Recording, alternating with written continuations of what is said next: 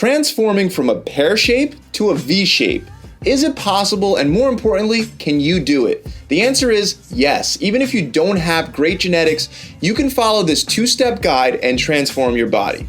If you have some belly fat and some love handles and you feel like your body looks more like a pear rather than a V, you'll find this video very useful. I'm giving you guys everything you need to know. So there's gonna be a lot of information, so you may wanna take some notes. What's the difference between a pear and a V? Let's start there. The pear shape will typically have excess fat around the midsection and not much muscle mass around the upper body, especially around the lats and the shoulders. The V shape is the reverse of that. There's a lot more mass in the upper body around the shoulders and around the lats, and a lot less mass around the midsection, creating an upside down triangle or a V shape. So step one from going from a pear shape to a V shape is not to burn the belly fat. It's also not to burn the love handles. It's actually not focusing on burning fat at all. The first step is to focus on building muscle in the lats and the lateral head and the back head of your shoulders. And then our secondary focus should be to build up the chest and the upper back. Why are we focusing on building muscle first? Well, because most people that have a pear shape usually lack muscle mass in their upper body. And by building up that muscle first, the muscle is gonna help you burn the fat later on much faster. Now, you can't convert fat to muscle. That's an old myth. So it's not like you're gonna be taking your belly fat and turning it into muscle for your shoulders and your lats. But fat can be broken down and used for fuel rather than breaking down your muscles and using them for fuel.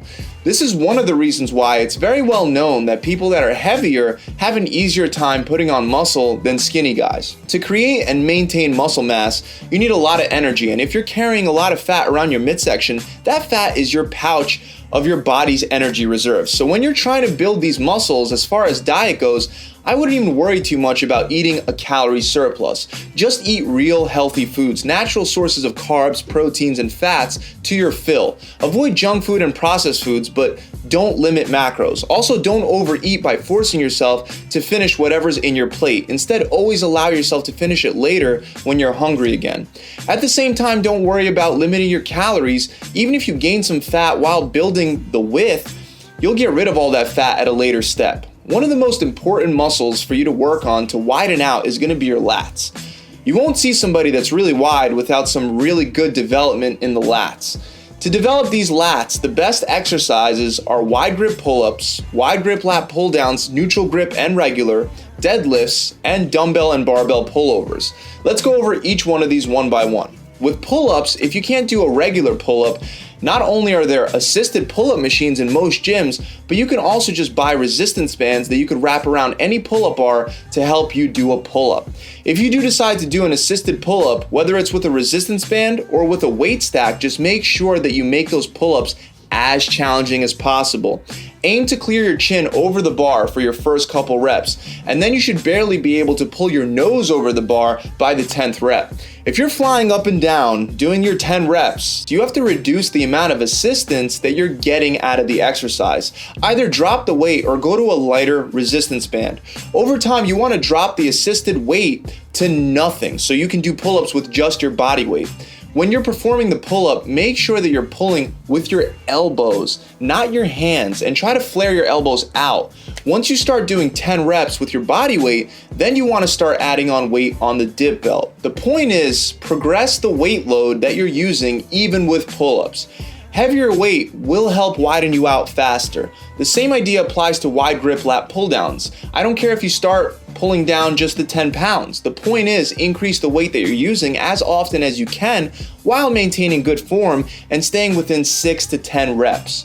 Make sure when you're doing the lat pull down, you're flaring your elbows out and pulling with your elbows and squeezing your back, just like with the pull-ups.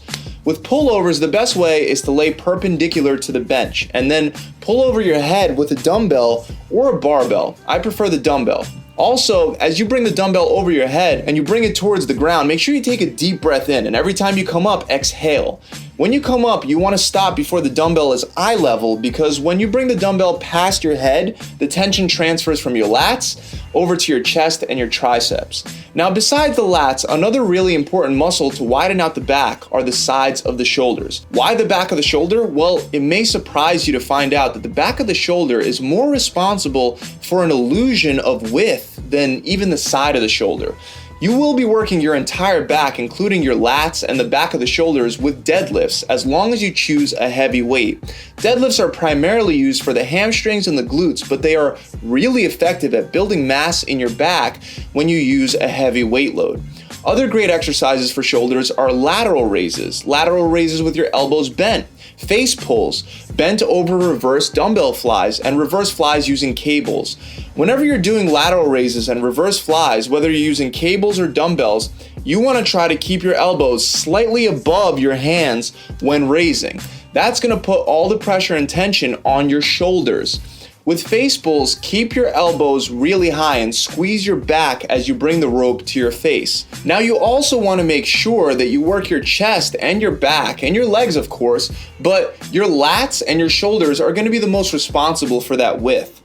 After working these exercises into your routine for about 3 to 4 heavy sets per exercise with 6 to 10 reps twice a week for anywhere from 6 to 12 weeks, you should start to notice more mass in your upper body. At this point, I recommend that you move on to step 2, which will be to burn the fat that you've put on and any fat that you had before in your midsection and your love handles. Unfortunately, there's no way to target fat burn. You can't pick a part of your body that you want to burn the fat from. There's no way to target an exercise. The only way to burn fat is to burn fat as one unit from your whole body evenly. The good news is that now that you have some muscle mass, you're going to be able to burn the fat off your whole body a lot easier than before. I recommend you cut for a minimum of 4 to 6 weeks, depending on how much fat you have to lose. There are 2 things that you have to concentrate on to burn your belly fat. Number 1 is keeping insulin levels low, and number 2 is maintaining a calorie deficit. So in the second step, you want to focus on counting your macros or planning similar meals every day so you can estimate your macros without counting them. But the point is, you want to be in a phase where it's going to be a lot more regimented diet-wise. There is no one right way to burn fat. You have a lot of different options available to you, including keto, intermittent fasting, and even higher carb diets can all work for fat loss. The main thing, once again, is to tilt the energy balance in favor of a calorie deficit and to keep insulin levels low. Once you finish these 4 to 6 weeks, I want you to go back to concentrating on building up your upper body. Once again, eating your fill with real natural foods. And you could cycle as many times between step 1 and step 2 until you have that V shape that you're looking for. Now, I know that these fixes aren't magical and they're not just going to magically happen. They're actually going to take time and effort. But this is a bulletproof step 1, step 2 solution that will work for anybody that's willing to put in the time and the effort. This is how you sculpt your body from a pear to a V. The effort and the time required should serve as proof to you that it works, because most people don't have that V shape because they're not willing to consistently cycle between those 2 steps to change their body shape. Again, put in the work, be consistent, and I'm talking to you, you can change your body shape.